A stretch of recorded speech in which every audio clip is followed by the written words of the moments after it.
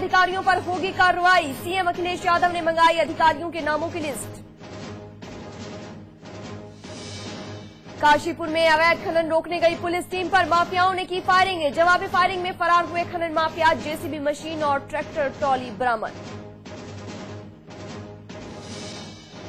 हरियाणा के पलवल में कार बनी 6 लोगों की चिता। ट्रैक्टर से टक्कर, कार में गैस लीक होने से लगी आग।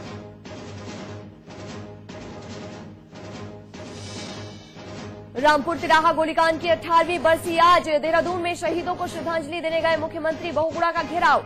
आंदोलनकारियों के खिलाफ केस वापस लेने की मांग।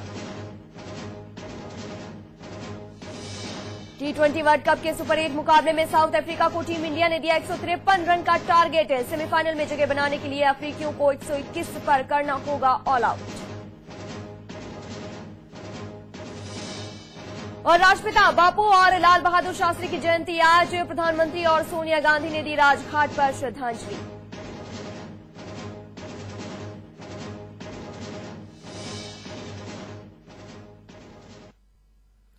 और एक बड़ी खबर इस वक्त आ रही है, आपको बता दें कानपुर से गांधी जयंती पर बिकी शराब। ड्राई डे के दिन धड़ल्ले से बिकी शराब। इस वक्त की बड़ी खबर कानपुर से, आपको बता दें कि गांधी जयंती थी आज और आज का दिन ड्राई डे होता है, यानी शराब की बिक्री नहीं होती है, लेकिन कानपुर में धड़ल्ले से बिकी है शराब। सरकारी आदेशों को ठेंगा दिखाते हुए शराब की बिक्री की है शराब व्यापारियों ने। बड़ी खबर इस वक्त की कानपुर से, जहां पर गांधी जयंती के मौके पर ड्राई डे के दिन धड़ल्ले से बिकी है शराब, यानी सारे सरकारी आदेशों को ताक पर रख दिया गया और शराब व्यापारियों ने धड़ल्ले से शराब बेची है आज। इस वक्त की बड़ी खबर कानपुर से। आज गांधी जयंती थी, महात्मा गांधी का जन्मदिन, और इसके अलावा देश के पूर्व प्रधानमंत्री लाल बहादुर शास्त्री का भी जन्मदिन था आज। लेकिन आज के दिन ड्राई डे आज मनाया जाता है और बावजूद इसके कानपुर में धड़ल्ले से शराब की बिक्री हुई है।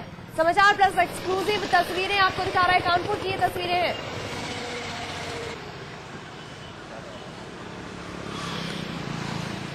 समाचार प्लस एक्सक्लूसिव तस्वीरें कानपुर से, जहां पर ड्राई डे के दिन धड़ल्ले से बिकी है शराब। आज गांधी जयंती के मौके पर शराब की खुलकर हुई है बिक्री। और तस्वीरें आप देख रहे हैं इस वक्त कानपुर की तस्वीरें हैं, समाचार प्लस एक्सक्लूसिव तस्वीरें।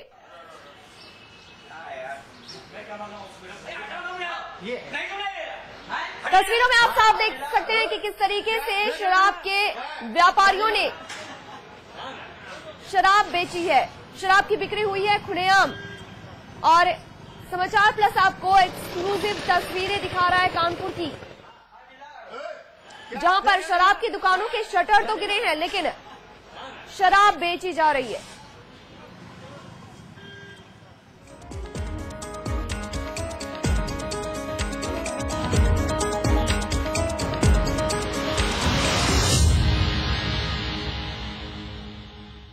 केंद्रीय कोयला मंत्री श्री प्रकाश जायसवाल एक बार फिर विवादों के घेरे में आ गए हैं। जायसवाल साहब ने एक ऐसा बयान दिया है जिससे पूरे देश की महिलाएं नाराज हो सकती हैं। अपने जन्मदिन के मौके पर हो रहे कप सम्मेलन में केंद्रीय कोयला मंत्री ने स्टेज पर से बोला कि इंडिया टीम की जीत चाहे नई हो या पुरानी, ठीक उसी तरह जैसे नई नई जीत और नई नई शादी का अलग अलग महत्व होता है, वैसे ही बीवी जब पुरानी हो जाती है तो वो मजा नहीं रहता है।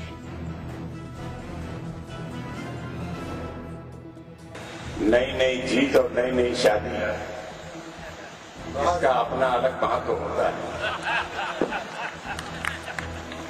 जैसे जैसे समय बीतेगा जीत पुरानी पुरानी होती जाएगी, जैसे जैसे समय बीतता है पत्नी पुरानी होती चली जाती है, वो मजा नहीं रहता है। तो ये 1 घंटे 2 घंटे देखिए पटाखे छूट रहे हैं। कवि सम्मेलन में विवादास्पद बयान देने के बाद श्री प्रकाश जायसवाल मीडिया के सामने आए और इसका सारा ठिकरा मीडिया के सिर फोड़ा। उन्होंने कहा कि उनके बयान को तोड़ मरोड़ कर पेश किया गया। जब बयान में कॉन्टेस्ट नहीं दिया जाएगा, बयान को तोड़ मरोड़ कर प्रस्तुत किया जाएगा, उसके बीच के अंश काट के प्रस्तुत किया जाएगा, तो स्वाभाविक है कि लोगों को गुस्सा आएगा। ठीक 10:15 का विषय है, मैं कवि सम्मेलन का उद्घाटन कर रहा था। खबर आई कि इंडिया ने पाकिस्तान पर जबरदस्त विक्ट्री हासिल कर ली। लोग गोले छुड़ाने लगे, पटाखे छुड़ाने लगे। मैंने कवि सम्मेलन रोककर कहा कि पहले जीत का जश्न आप लोग मना लीजिए, ताजी जीत के जश्न का ही। लखनऊ की ट्रेन में युवती के साथ बलात्कार की कोशिश करने वाले आईएएस अधिकारी की पैरवी करने वाले अधिकारियों के खिलाफ कार्रवाई की जाएगी। उत्तर प्रदेश के मुख्यमंत्री अखिलेश यादव ने आश्वासन दिया है कि आरोपी अधिकारियों के खिलाफ कड़ी कार्रवाई की जाएगी। साथ ही मुख्यमंत्री ने कहा है कि आरोपी आईएएस की पैरवी करने वालों को बख्शा नहीं जाएगा। ऐसे लोगों की सूची तैयार कर उन पर कड़ी नजर रखी जाएगी।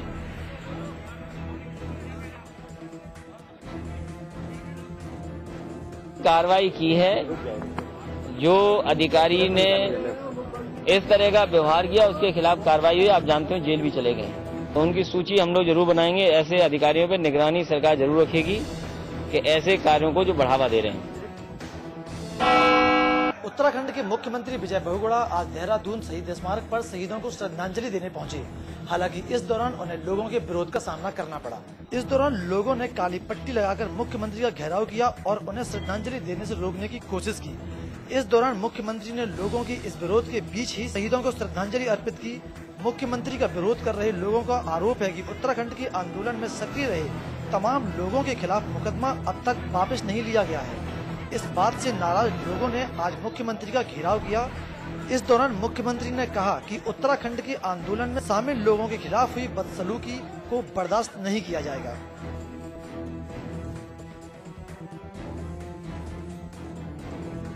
आज तो श्रद्धांजलि का दिवस है और सुनिश्चित तौर पे जो भी सरकारें आती हैं उनको विशेष ध्यान देना चाहिए उन भावनाओं का, जिन भावनाओं को लेकर के ये राज्य बना है। और जो भी दोषी हैं, जिन्होंने अपराध किया, उनके लिए मैं स्वयं वकील हूँ और जानता हूँ। तो मैंने इस वक्त तो आचार संहिता भी लगी हुई, मैं कुछ घोषणा भी नहीं कर पा रहा हूँ। लेकिन जो अपराधी हैं उनको सजा दिलाने के लिए पूरी राज्य सरकार विशेष वकीलों का सेल बनाएगा। मैं उसको खुद मॉनिटर करूंगा। जैसे आपसे कहा कि जितने केसेस हैं उसको मैं खुद स्वयं उसका देखभाल करूंगा, उसको मॉनिटरिंग करूंगा। साथ ही मुख्यमंत्री ने आश्वासन दिया कि आंदोलनकारियों पर चल रहे मुकदमों को खुद ही मॉनिटरिंग करेंगे। उत्तराखंड के इतिहास में काले अध्याय के रूप में दर्ज रामपुर तिरेहा कांड की आज 18वीं बरसी है। बीजेपी अध्यक्ष बिशन सिंह चुफाल ने देहरादून में शहीदों को श्रद्धांजलि दी। इस मौके पर बीजेपी के अन्य दूसरे नेता भी मौजूद रहे। चुफाल ने राज्य सरकार से मांग की है कि राज्य आंदोलनकारियों पर लगे मुकदमे वापस होने चाहिए। उन्होंने कहा कि उत्तराखंड राज्य को बने 12 साल हो चुके हैं, लेकिन राज्य सरकार इन आंदोलनकारियों के बारे में सुध नहीं ले रही है, जिससे शहीदों के सपनों का अपमान हो रहा है।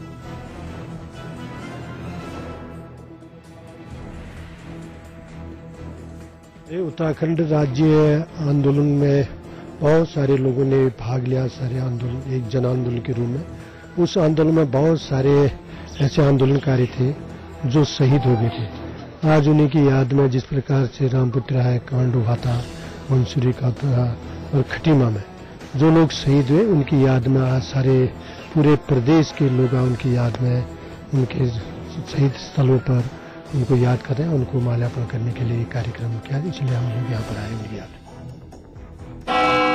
वाराणसी में दो पक्षों के बीच जमकर पथराव हुआ, जिससे इलाके में अफरा तफरी मच गई। दोनों पक्षों में करीब 20 मिनट तक जमकर पत्थरबाजी हुई। आनन फानन में इलाके की सभी दुकानों को बंद कराया गया। वारदात करीब चौरा और पियरी इलाके के बीच की है, जहां सूद के पैसे को लेकर बवाल हुआ। रविवार रात दोनों पक्षों के बीच जमकर बवाल हुआ था। आज फिर जब सूदखोर अपने पैसे लेने पहुंचा तो सामने वालों ने सूदखोर को भगा दिया। इसके बाद दोनों पक्षों में जमकर बवाल हुआ। इस घटना में 3 लोग गंभीर रूप से घायल भी हो गए हैं।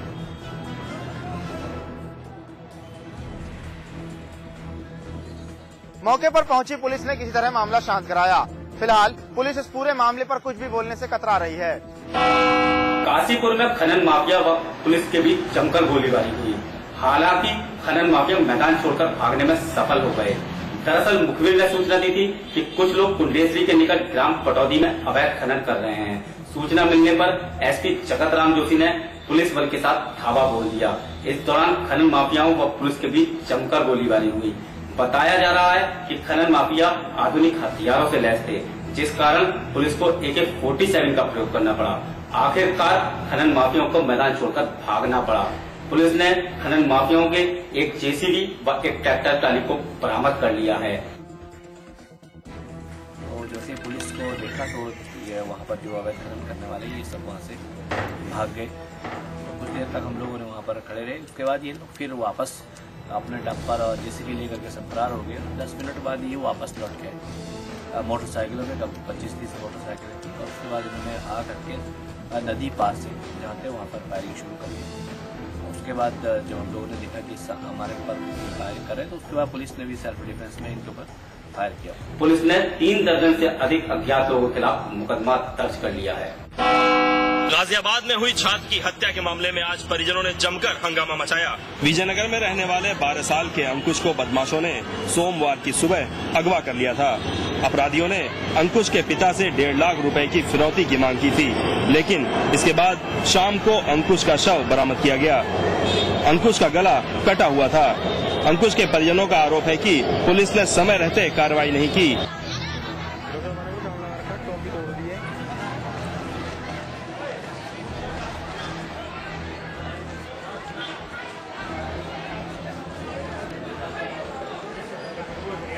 आक्रोशित भीड़ ने विजयनगर थाने की एक चौकी में बवाल भी काटा और तोड़फोड़ की।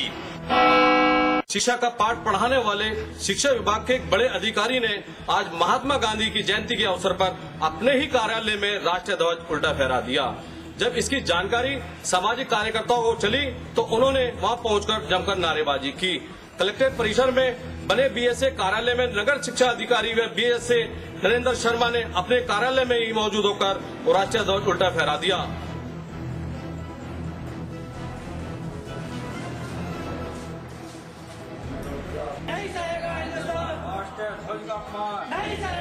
जिसकी जानकारी मिलने पर वहां के लोगों में खलबली मची और मीडिया के पहुंचने पर उन्होंने आनन फानन में इस ध्वज को सही कराया गया। हमीरपुर जिले के एकमात्र महिला थाने में आज भारत देश की शान तिरंगा को उल्टा लहराया गया। थाने के कर्मचारियों के द्वारा हुई लापरवाही। आपको बता दें कि आज महापुरुषों के जन्मदिन पर उन्हें याद किया गया और उनके सम्मान में तिरंगा को फहराया गया, लेकिन थाने के कर्मचारियों को ये होश नहीं रहा कि ये तिरंगा उल्टा है।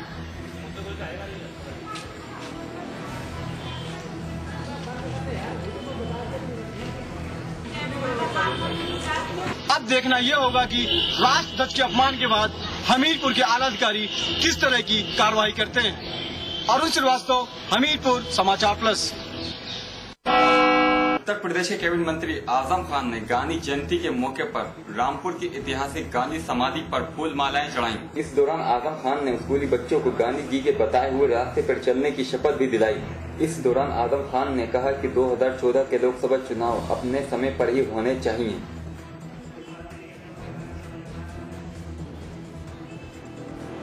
केंद्र में है, केंद्र की राजनीति के बारे में कुछ कह नहीं सकते। चुनाव अपने वक्त पर होना चाहिए। आज गांधी जयंती है। देश भर में गांधी जी को श्रद्धांजलि दी जा रही है। रायबरेली में राष्ट्रपिता महात्मा गांधी की एक ऐसी प्रतिमा है जो जंगल में खड़ी हुई है। लालगंज के एक पार्क में गांधी जी की मूर्ति तो बना दी गई है, लेकिन आज इस मूर्ति का पूछने वाला कोई नहीं है। आलम यह है कि पार्क के चारों ओर बड़ी बड़ी घासें जमी हुई है। वैसे रायबरेली कांग्रेस अध्यक्ष सोनिया गांधी का संसदीय क्षेत्र है, लेकिन सोनिया गांधी के इलाके में गांधी जी की प्रतिमा की हालत बद से बदतर है।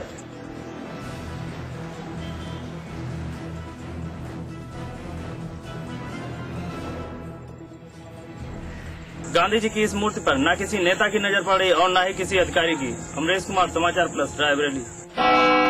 गांधी जयंती पर जालौन में एम्बुलेंस सेवाओं का उद्घाटन किया गया। राष्ट्र सेवा और मानव सेवा के आदर्श राष्ट्रपिता महात्मा गांधी और पूर्व प्रधानमंत्री लाल बहादुर शास्त्री के जन्म दिवस पर जालौन जिला मुख्यालय ने स्वास्थ्य सेवाओं के क्षेत्र में एक महत्वपूर्ण कदम उठाया। यूपी स्वास्थ्य सेवा विभाग के द्वारा जनपद के 4 सामुदायिक स्वास्थ्य केंद्रों के लिए एम्बुलेंस सेवाओं का उद्घाटन किया गया, जिसमें दूर दराज के ग्रामीणों को इन एम्बुलेंस सेवाओं का लाभ मिल सके। इन सेवाओं का उद्घाटन जिला अधिकारी मनीषा ने किया।